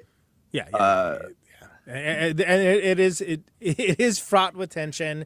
We're worried about her safety. She's been wounded, right? So it's like one of those things where it's like, this Marty, I got shot. It's gonna be rough in the best of times, but it's not. And again, it's just this is what I'm saying. At every moment in time, there's a decision to be made, and it gets worse at every moment in time. He makes the worst ones. All right, so Marty leaves for Tokyo. In Japan, Marty is told he is too late to enter the World Championship, even if he pays his fine, which is as much as a complete narcissistic asshole can be bummed for him. It's like, oh. But the guy is so happy about it. The guy that runs the IATA or whatever, right? Because it's like it's the British Indian guy that's like or I don't know, like Indian or Pakistani, I'm not sure, but he has like a British accent, and like he's so happy that he gets one over on an American guy. He's like, sorry, I guess you couldn't pay your fine on time. You're not scheduled. I'm not changing the whole schedule for you. You're the whole from the beginning. He's like, he like Marty assumes that because he's an American, it'll ricochet the sport. And this guy's like, I don't need that. There's so many other countries that are participating. Yeah. And it's he's not wrong to do it, and also it's one of those things where if he had maybe chosen respect once or twice along the way, maybe people wouldn't be so excited to tell him no about these kinds of things. But he has. So exhibition starts. He loses the exhibition match as planned, but when Rockwell plans to further humiliate him by making him kiss a pig on stage, classic pig cinema, Marty announces that the match was a sham and demands a real rematch, to which Endo agrees. Again, very fraught. A definite, like, what are we doing here? What is this? What's happening right now? Like, what? There's a lot of... It's also, like, I was thinking about this, and I said this yesterday to you guys, but, not on stream. But I said this yesterday when we were talking about it. I feel like it's very interesting that in the entire movie, like, his real power is not... Like, ping pong is kind of sidelined. His real power is persuasion. He's able to persuade pretty much anybody to do anything. The one person that he literally can't persuade because doesn't speak English and is deaf. A double, two separate ways that communication is the only way. And it's like a -7 modifier in D&D, you know? Yeah. Well, and Marty's great at it to the point where, as he says, he could sell shoes to an amputee. Like, there's a great lie that he says about his shoe selling career, but it's like, so in that moment, it's like he really can't manipulate this guy the same way. And his victory is that, like, he gets through both language and not sound barrier, but the sound barrier between the two of them, and actually manages to get him to say, all right, because he could just say, no, I'm not doing that. And also, this is Japan shortly after World War II. It's a culture of respect, and who is the least respectful human being to come from the United States of America but good old Marty Mauser, who embodies all of the worst tropes about what people thought of Americans before the war and the A-bombs were dropped. But oh my God, like, just what a horrific display.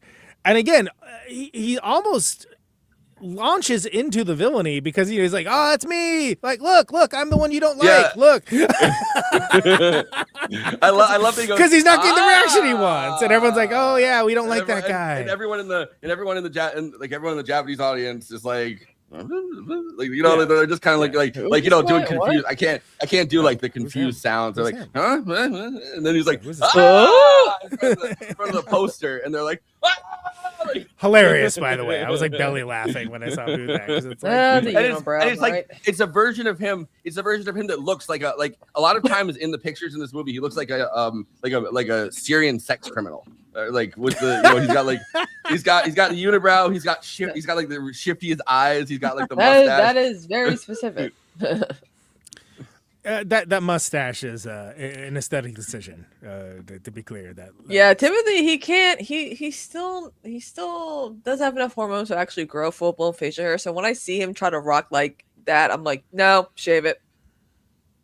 Some people really like it though. So I mean, again, as someone who dated a guy who would have like 3 chin hairs and a few I'm like, shave it. 3 chin hair sounds more like New Jersey to me. There it is. New Jersey. All right, so Marty demands a real rematch, to which Endo agrees. Marty narrowly wins. Again, incredibly tense and exciting sequence about table tennis, which is hard to do. You know, a lot of people give a lot of love to challengers for making doing different stuff with the tennis ball and stuff like that, but there's no tricks like that with this. Tennis ball, but green. I do think respect. I was, let's say, a little skeptical. It's like, it's about ping pong? What? Like, what are we doing? Like, what is this? I mean, I'm going Marty Supreme. I was like, oh, that Martin Scorsese documentary. Great. Can't wait to see it. Yeah. Oh, no. It's, what? I think the trick to making a movie... The trick to making a movie like this is to know from the beginning it's not actually about ping pong. Like when you're writing it, I mean, right? Like to be like, listen, because if you're making a movie about ping pong that's actually about ping pong, it's like, we ain't watching that. It's the vehicle for telling the story of this incredibly driven narcissist, basically. Yeah. Right? Who does have talent, but is also, in fact, an asshole. Mm-hmm. He might actually be the first of many guys to be called a narcissist by their baby mama. Yeah. R.I.P. Marty Mauser. You would have killed on YouTube. Damn. Manosphere Marty Mauser. Oh God. That would happen. Can you imagine? I took the fucking red pill. You can take the red pill too. Refused passage home by Rockwell. Marty flies back with U.S. Army soldiers. Oh yeah, important to note. Yeah, the military was present in that as well, and there's a good back and forth between. Which the gives you one of the saddest moments that I did not pick up on until watching the third time. The girl running to her dad. Yeah, the girl runs to her dad and hugs her dad, and Marty's just kind of like walking out of the plane by himself. Yeah. No one loves you, Marty. So Marty reunites with his mother at the hospital, confesses his love to a recovering Rachel, and breaks down in tears upon meeting his newborn son. He is now a new man, not Marty a narcissist, not an asshole. Apparently. Yeah. All right. So before we he's going to therapy. How do we feel about this ending, Kayla? How do you feel? How do you feel about this ending? I liked it. I think because I guess I'm just so used to Safdie films and they've talked about this in interviews and stuff, where it's like the guy is the protagonist is an asshole the whole movie, and then gets what they deserve, and it's kind of, not to spoil the other Safdie films out there, but it's kind of like you at points think that this is going in that same direction, and Josh Safdie has talked at length about how over time his perspective on that has changed, and oh yeah, people can change, and it's not saying Marty Mauser is fully changed once he accepts his baby as his baby, but it's I don't know, it's unexpected, it's uplifting. I think it's a really fun kind of send off for the character as we know him in this moment. So it worked for me. Well, because it is such a juxtaposition to the ending of Uncut Gems, exactly, where literally in the most shocking moment of the movie, Adam Sandler's Howard Ratner or whatever, he just gets shot in the head, and you're like, yeah, it's almost like there's a feeling of such I love the movie. There's a feeling of such frustration that's after all that we just watch Adam Sandler get shot in the head. Yeah. I don't want to watch Adam Sandler get shot in the head in anything. He's too charming for all that. Right, so I feel like they learned from that thing where it's okay, well, we can't have Marty Mauser I don't know, he's a homeless in Japan or something and he gets caned by somebody Well, so there's a couple different reads on it, and one of which is that he's at last developing some empathy Yeah. For someone other than themselves. But I also heard a theory like floated that was like, oh, he's seen that, like, now he's got a kid that he can train up to be like the new ping pong guy, and that like and I was like, oh man, just like having that lizard brain reaction, right? Of like, here's another resource I can use. Player of all time. Yeah, and I was like, but even though I'm like, I don't know if that's my read, but I kind of dig that because it's also like it isn't like a complete like, oh, he's a good person now. No, he's still an a-hole. He's just not a complete a-hole, and he's also somebody's dad. He's got responsibilities now. You could look at though, like you could kind of make it Freudian, look at like the psychoanalysis of what's going on in somebody's brain. When you look at a kid, right, and it's your kid, that's like it's a mirror kind of reflection of you. It's like the knowledge that you're going to be the one that goes forward, like your bloodline will go forward in the future, and all of your hopes and dreams are going to continue on through this next vessel almost. And so in some ways, it's like the ultimate narcissist thing could be, he holds up a kid and it's like, well, look, now I continue. Now my quest will not end with death. That's So that made me like it more. Because at first I was like, huh. Like that was like the thing I liked the least about it, because I didn't feel like it was quite earned. But then I seen the different reads on it, and again seeing it again, I was like, I think it's a little more ambiguous than I originally thought it was, which is good because I originally thought it was almost out of place. I watched this last night. Hold on. I watched this last night, and this is an alternate ending that Josh Safdie's talking about. That he was bouncing around the vampire thing, but it's a lot different than that. Like what he actually wanted for the ending, and I actually kind of found it fascinating. All right, we got that. You regret or that you was doubting about it, that changed radicals? Is there some radical version of this film that we will never see? Well, it took 6 years to write it. So over the course of that time, many drafts, me and Ronnie, my co-writer, there was the evolution of this project was quite crazy, and you live a life, and as you're living life, it starts to affect the project. The one thing that is actually quite grounding to the movie that didn't make it, that was in the production script, that the production never took seriously. I was like, where is this on the schedule? We'll get to it. And it was intense. It was from the moment, and I hate to even bring it up because the movie is the movie and it's perfect for me the way it is. But from the moment he sees his child, under the credits was going to be his entire life leading up to 1987 when he's at a Tears for Fears concert with his granddaughter, and he's watching Kurt Smith singing Everybody Wants to Rule the World. But in that montage, you saw him become incredibly successful. He took over his uncle's shoe shop. He started Mauser Shoes franchise. He became an incredibly rich man. All the metrics of success are there, and he's at this concert, and he's being reminded of the reason that he believed he was put on planet Earth was to be the world's greatest table tennis player, and that's not what brought him to quote-unquote success. So that was and then Kevin O'Leary, Mr. Wonderful, pops up behind him and bites him in the neck. That really was in the script, and then again, this is I can't believe I'm even mentioning that. I'm so happy that that's exactly what I wanted to hear. Now we have that. But the project is told. The movie is told from the point of view of reflection. Hence the 80s, the opulence and the exuberance of, especially in America when they were chasing the exuberance and opulence of post-war victory after Vietnam, after the defeat, trying to chase that. And that same feeling inside Marty as an older man, trying to chase that feeling, listening to this song. And the whole movie you're kind of watching through this lens of reflection. So that was, in a way, that is in the movie. You just don't see it. It's in the feeling of the film. Why? That's fascinating. Okay. He kind of sold me on that would have been a cool ending to see. Where it's like, I not the Kevin O'Leary bites him part. Yeah, that's like the epilogue of Sinners, right? But yeah.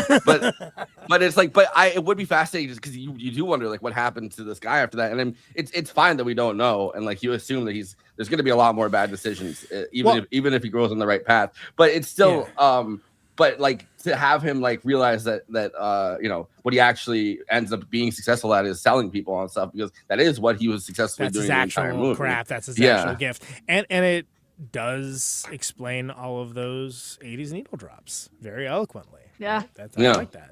That's kind of cool. I don't know about the vampire stuff. I mean, it's sort of like, all right, it's a great line. Don't get me wrong. I'm a vampire. Vampire movie. We don't need another one. Exactly. I've been around since here. there was someone had this tweet where they were like, their mom hates vampires more than anything. Like she was afraid of vampires, and so she like did not like Sinners, but she thought Marty Supreme was like, it was like the greatest movie of the year. And then there was a line that was like, I'm from 1601. I'm a vampire. And she was like, no. My sister I cannot believe my sister's like, Sinners was the worst movie I've ever seen in my life. And I'm like, huh? Has she watched Hillbilly Elegy, the J.D. Vance story? That is the worst. That is the worst. Or the movie Brown I've ever seen Bunny. That one's pretty low on the list for me. I mean, then again, my sister's favorite movies are like the two Home Alone movies, Love and Basketball, and Titanic. So she has a very narrow. She's not a movie person. Neither's my mom. I'm a movie gal. Hence why you're on this show. Yeah. All right. For people that are movie people, of course, Letterboxd is a place where movie lovers talk out with each other about the movies that they love, maybe the movies that they didn't love, maybe the movies that they just said, I'm so stressed after watching, and that was a review. Understandable. And of course, the bottom-up democracy, everyone gets to have their say, everyone gets to chime and opine about the movies, and this is best expressed succinctly for the purposes of this bit, where I collect them weekly for Forrest and the panel to respond to, laugh at, with, and for, and that's what this is. These are Letterboxd one-liners from Marty Supreme. Let's roll them. How to win table tennis matches and alienate people. True. This is like the guy's actual book title is The Money Player, and it's like, all right, buddy. They should teach this movie in the schools. Not sure what subject. Doesn't matter. They need to teach us in the schools. The children need to learn about the hustle. Real. That's like they're always like, oh, they need to teach people like how to do their taxes in class, whatever class that would home be. economics or whatever it is. Yeah. Yeah, and it's one of those things also where it's like, I think, and that goes back to the my throwaway comment of R.I.P. Marty Mauser. You would have made a great YouTuber. You should get two choices in high school. Home economics, never go home economics, and it's like it's this kind of thing where it's like the worst thing you could possibly do is go back to your house. It's the other end of it, sure. Yeah. When your ping pong game is strong, but your pull-out game is weak. Yeah, when he was like, no, I count to 10 and then I pull out. It's like, yeah, that's your kid, dude. Like, yeah, it doesn't work out. Some sperm does get through. Okay, Tyler's like, that's how you get a bladder infection, and it's like, okay, well, I don't think you're very good at pulling out either in this movie. I just love that that's the rationale. No, it couldn't be me though. Like I've literally heard I've heard people say that though, like it's like IRL in real life. Man, it's a good thing that baby wasn't born a week earlier, because I guarantee you Marty would have sold it to pay for his trip. Yes. Okay, I got a fucking baby. Mr. Wonderful's like, okay, and he's like, well, you could do something with this. Well, you could sell this baby. He's like, why would I? What would I do with this baby? I don't know. You're the business guy. Another alternate ending. She ping on my pong till I goop. Real. Oh my god. I love that it has just one like. Just the one like. Just me. I'm the only one to like that one. Yeah, come on. What are we doing here? I like that only Conan has taste here. Come on. She sold off all her necklaces and she started Goop. There you go. Yeah, that's the Goop origin story. Exactly. Yeah. There you go. Goop. Wow. Never get in the way of a crazy ass white boy trying to go to Japan. That's my favorite so far. What is this? Is that like Hassan's? Did Hassan write that? No. Okay. My I don't know. My dad's a crazy white boy that loves going to Japan, so I learned that lesson already. Never try to stop a crazy white boy from going to Japan. Yeah, there's so many crazy white boys who love going to Japan, and I love that for them. If they would have tried to stop me last year, they would have failed. They would have failed. Yeah. Conan, I liked that, like one of the first like countries you went to that wasn't like, in this part of the hemisphere or whatever. You're like, Japan, that's where I'm going. Yeah, it's great. It was awesome being like completely opposite time of like everyone and not having to hear about what Trump was up to. It's awesome. I've never done cocaine, but this is what I imagine it feels like. I feel like that's just Confirm. a Safdie movie in general. Yeah, that's the Safdie experience. Can confirm. Yeah. 10-4, can confirm. This coming out the same year as The Smashing Machine is the most devastating murder of her brother since Cain and Abel. Oh God, brutal. Yo, but that's at least the one brother is not doing a successful job at directing, but catch him in a Christopher Nolan movie, right? Like, yeah. No, Benny's a good actor. He's a good actor. He's great in The Curse. He was great in The Curse. Too. Love The Curse. I forgot he was in Our Licorice friend Pizza. our friend Katie worked on that show. Love The Curse. So good.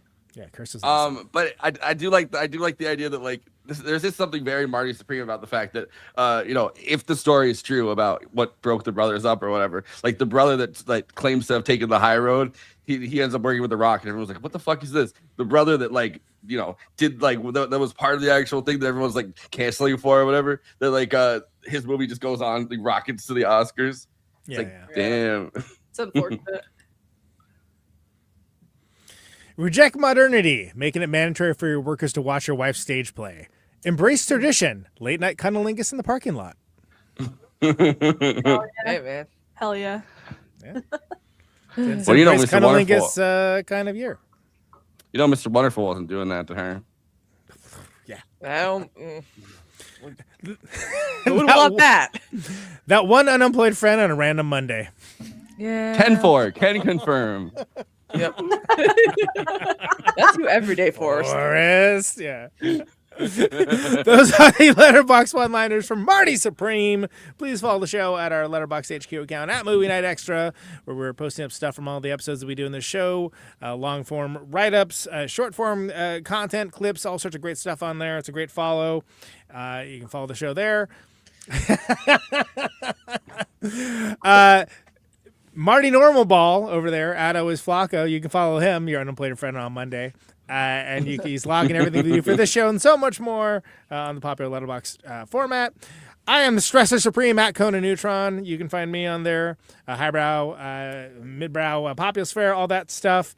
Criterion Challenge, well on the way, about a third of the way through. But I'm going to be slowing down, obviously, because I'm not watching movies on tour. Follow me on there. There's a lot of new stuff coming out. I'm trying to get to a lot of it while I get time. Kristina, Timothee Chalamet's fake acne scars. Kristina on Letterboxd, log in when she feels like it, and nothing more. Kayla, I don't know. This is not peer pressure. Do you have Letterboxd account? This is where we shout that out. If you don't, I do. Yeah, you can What follow me on Letterboxd at Kayla Says More. I believe is my name on there. Okay, Tyler the Creator's Bloody Nose is your. This is why we got the subtitles as well. Yes, love. And let's hit it with the plugs. If you're watching us on YouTube, please like and subscribe, and then hit the bell to get notified whenever we're streaming. And we'd humbly request that you watch the video to the end, because it helps us with the algorithm and helps more film fans to discover the show.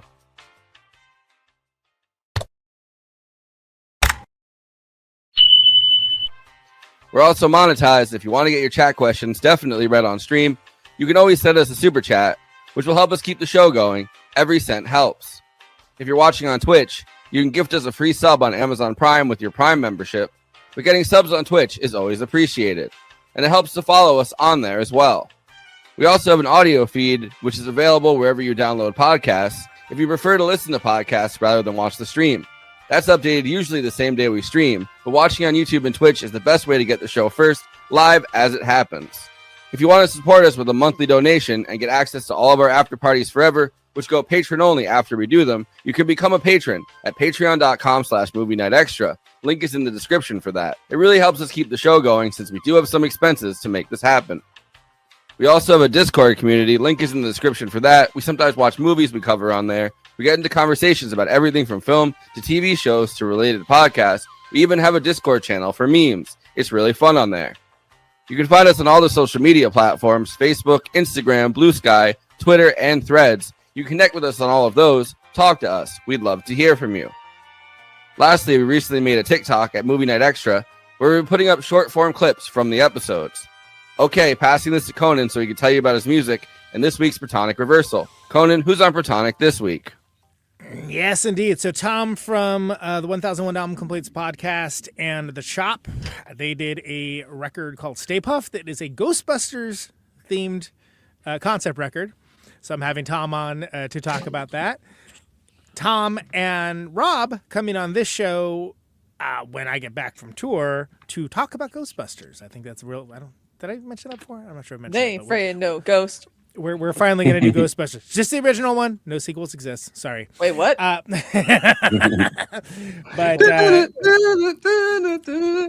that's the so that's in the normal Thursday slot, and then weekend slot. I got Chris Spencer from Unsane coming back. So it's been about like 4 or 5 years since he's been on. So should be a good one. Actually, I think Human Impact had just started when he came back on last time. So yeah, about 5 years. Crazy. Wow. Time is crazy, y'all. Anyway, ProtonicReversal.com. Get it wherever you get podcasts. Patreon.com/ProtonicReversal. $1 a month for advance access for all episodes just like that, as well as many more. Fitting a bunch in before I head out, so stay tuned for all of that. Secret Friends, back on tour, back in these streets. Red Cross tour coming up. Long Beach sold out. Sorry. Don't ask for guest list, please. Thank you. Everything else is still going. Pickup tickets are going fast. Sold out to Snoop Dogg's entire posse. it's the LBC, man. It's so much drama in the LBC. It's kind of hard being Snoop D-O double G. We're playing all these places: Long Beach, San Diego, Phoenix, Austin, Houston, New Orleans, Jacksonville, Tampa, Fort Lauderdale, of course, Little Steven's Underground Garage Cruise. I will not punish Steven Van Zandt about Sopranos quotes for us. Do not ask me to do that, but take a video of him saying, "Just when I thought I was out, they pulled me back in." Orlando, Atlanta, Nashville, and LA at Lodge Room as well. We also have 3 shows with Mike Watt and the Missing Men coming up in the San Pedro, downtown LA, and Yucca Valley, which is for the High Desert Lit Fest thing, which is a whole thing. So all that's happening. NeutronFriends.bandcamp.com for the music. Where the Neutron available, shipping immediately. LPs and CDs, digital, all the normal things you think music would be on. Got some other things we're going to be announcing as well, but probably not until we get back from this stuff. So stay tuned for all of that. Caterwaul, first 10 we announced Dazzling, Kilman, and Pointland playing. And we put tickets up, sort of a soft launch, and then we're announcing 10 other bands on this coming Friday. So there's a bunch of cool stuff. I've been wanting to unleash this for a long time. Kind of hard to talk about a big rock and roll party when ICE is occupying a city. So that has held off. But yeah, caterwaul.org for all that. Check social media, Caterwaul Fest for all that good stuff. Things along those lines. I'm going to be on the Filmsplaining podcast with Martin Strange talking about All the President's Men. A movie I really hope that we talk about on this show someday. Maybe with Sam Cedar. Good movie. Yeah. As I have pitched 4 or 5 times. I love it. I'm kind of surprised we haven't done that one, but that'll be good. You like Watergate girls? I love them.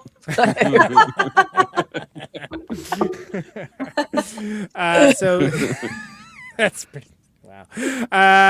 So that's yeah. So stay tuned for that, and then I got 2 other things, but like whatever. We got like a bunch of episodes coming up, so I'll mention those rest of them. Kristina, Coffee McCofferson, please tell us what you got. Yeah. So I had my show, Kristina's Corner, over on this space. Kayla, you should consider becoming a creator on this space. I think you would like it. It's like a leftist working class media collective where we have a bunch of people. But yeah, and of course tomorrow Forrest and I are doing our absurdity space at 6 p.m. That's Eastern. Right. I was talking about Wuthering Heights and how Emerald, your movie could have been sexier. This movie could have been rated G. Emerald, I was expecting. This movie could have been an email. 10 minutes sexy. You give me a 5-minute montage, please. Anyway. The look of women that are saying that this movie is freaky makes me think this movie is not freaky. It's not. It's not. I mean, at least Heathcliff is still a piece of shit. I mean, that's about it.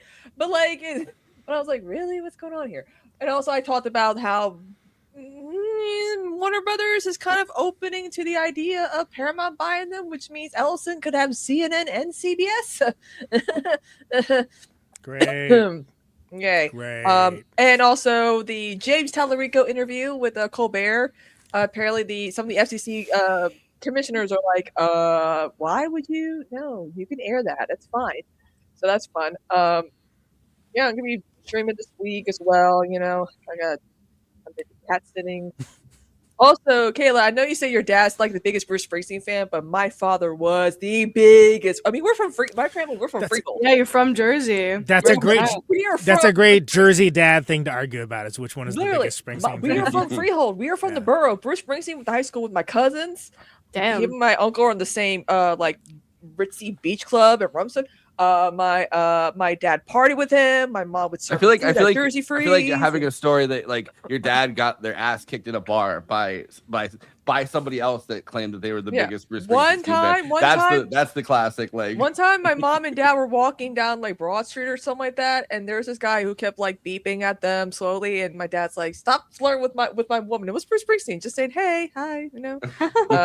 So we have like a that's a very wholesome end to that story. That's not how anything in Marty Supreme would have worked. Exactly. So Bruce Springsteen's a big like chunk of my family. Not to interrupt your plugs, but I actually borrowed from the library his autobiography. I'm looking forward to reading it. He just announced a new tour today too. He's going on tour. Fantastic. Yeah. Starting in Minneapolis, I think too. So I'm like, oh, cool. My friend Zach Blair, who plays in Rise Against and used to play in Guar, got on stage with them for that benefit and like did like some songs. So it was pretty rad. Nice. Yeah, I was gonna say you know the second he dropped the Minneapolis song and like kind of like dipped his toe back in the water, it's like, oh no, he's going on tour. Yeah, he's not gonna be able to. Like... This will not ruin the world tour, by the way. He puts on like 5-hour shows. Young people can't even do that. Anyway, yeah, me could be doing my shit. Did you see that documentary? That like the tour documentary about Bruce Springsteen? It's like on Hulu or something. Did you see that? It was really good. Like I really enjoyed it. I mean, I'm a fucking touring musician. Of course, I enjoyed it. But I mean, it was like well done. It was a well done documentary. Yeah. Thank you. Anyway, that's about a book I borrowed from the library and a movie I saw on Hulu during Kristina's plugs. I just had to get that out. I'm excited because on Friday they're doing an actual proper tribute on General Hospital to Anthony Geary, who was known for playing Luke Spencer. So I'm going to be talking about that. So that should be exciting. You should do a General Hospital podcast. You have a lot of knowledge about it. Yeah. You should do every episode of General Hospital ever and cover it. Oh my God. That would be. Yeah, that would be. Unlike Dark Shadows, there's still archive. Yeah, large catalog spans decades, right? Yeah. And you did Dark Shadows, which is very impressive. But yeah, there's way more. We're gonna Shadow Saturdays are gonna come back soon because we're gonna start from the very beginning because they do have the pre-Barnabas episodes and there's like 200 of them before he shows up. So. And then I watched. I'm still on my Carpenter's kick. I watched a documentary called "Starving to Perfection." I think it was on like Amazon Prime, and it's crazy, about and all that. Nix is not a crook. Nix is not a crook. Do you find this to be true? Oh boy. Well done. So I've just been watching like a lot of documentaries. Now. That's great. I'm all for it. Yeah. That's good. Well, it's because it's such a throwaway line in one battle after another. It took me. It was the third time seeing it that I finally was like, wow, and then like he just no sells them completely. That's what makes it so funny because it just like. I often, but do you like Green Girls though? No, but it's such a common thing that like it's almost it feels like his version of small talk. But his version of small talk on something that like everybody find like it's like he's like I often find if it's not one thing it's another. Do you find that to be true? Yeah, it's like yes, everybody finds that to be true. Like who would say no? I often feel cold when it's cold outside. Do you find that to be true? It's like it's great. Yeah, it's our future best. But Kayla, what do you have for plugs? Yeah, you can find me on YouTube at Kayla Says. I make videos every week. I talk about what do I talk about? Pop culture, celebrity culture, music, movies, television, all that stuff. I just put out a video today about the America's Next Top Model Netflix documentary. Yes. So that is out. I recently also did last week a review of Wuthering Heights. Emerald Fennell's Wuthering Heights. If you want to check out my takes on that, you can also follow. It's Emerald Fennell's Wuthering Heights. Wuthering Heights. Yeah. She should adapt the flame and the flower. I think that would be interesting because that's like Yeah. She should adapt things that are not Wuthering Heights, in my opinion. Well, I still Promising Young Woman. I love Promising Young Woman so much. Like I don't mind her other stuff. I was never like a true like Emerald Fennell hater, and then like I just saw this movie and I was like, yo, this is my Letterboxd review for it was put Emerald Fennell under the jail, bro. Like truly. So if you want to check out my takes on that, that's also on my YouTube channel. You can also follow me on Twitter at Kayla Says More. I mostly tweet about hockey there, Olympic hockey in particular right now. Tweet a lot about that, but I also tweet a lot about, I don't know, other things, pop culture, things of that nature. I have a Patreon. I post weekly bonus exclusive content for just $2 a month. You can check me out there as well. All that information is in my link tree, which can be found on most of my social media. I'm on Instagram. I'm on Letterboxd. I'm everywhere where there is content. Check me out, and thanks for having me, guys. Everywhere all at once. Do you have any final thoughts on this movie? And then we'll just go around everyone's final thoughts, and then we're out of here. Yeah. Loved it. You know, as a big Safdie fan, I was really hyped for this. It was like one of my most anticipated films of the year, and I was like, I hope it delivers, and it absolutely did. I still want a Marty Supreme jacket. I will never obtain one, probably, because I'm not cool enough to obtain one. But like spiritually, like I'm all there. It's still one of my faves of the year. Just I need to watch it again. High octane nonsense, and it's great. And those are my final thoughts. All right, Kristina, final thoughts. Get that Oscar, Timothee. You're trying so hard, and you've been in the business for over 10 years now, and you're trying. This may be your chance, but be careful, because you might end up being like Leo and only get one Oscar ever, because apparently they're not even going to give And it's for Wuthering Heights too. Wuthering Heights the Deuce. Search for dirty fingernails. Wuthering Heights 2, Higher Heights. Conan. Final thoughts. Yeah, this is 1/3 Rocky style sports movie, 2/3 bottled stress chaos goblin toxic ambition parable, and I enjoyed it. I think it's amazing how insufferable and obnoxious Marty is, but he's also talented and has built-in charisma. And that explains it all. I think it's Chalamet's best role. I think it's electrifying and kinetic.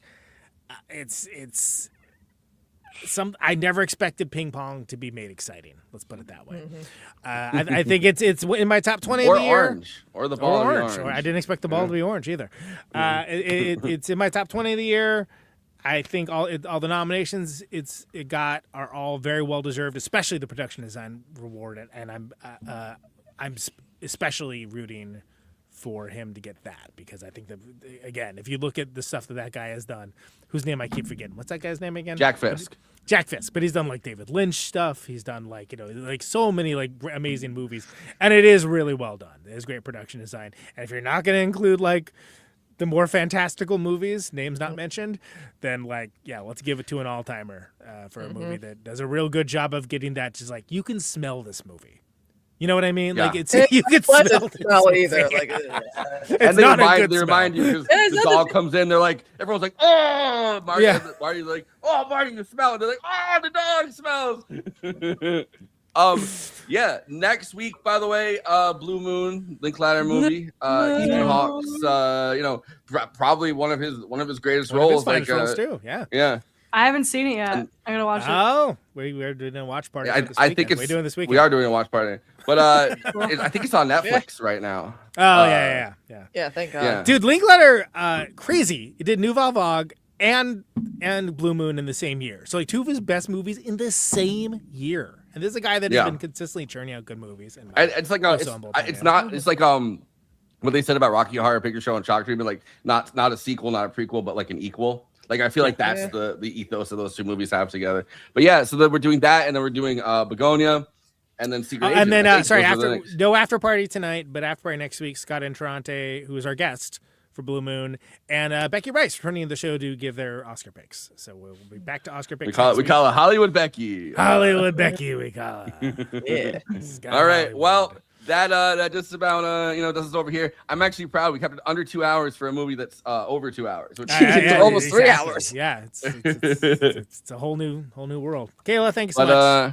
Thanks for coming on, Kayla, and also ping pong balls with orange. My idea first. This movie.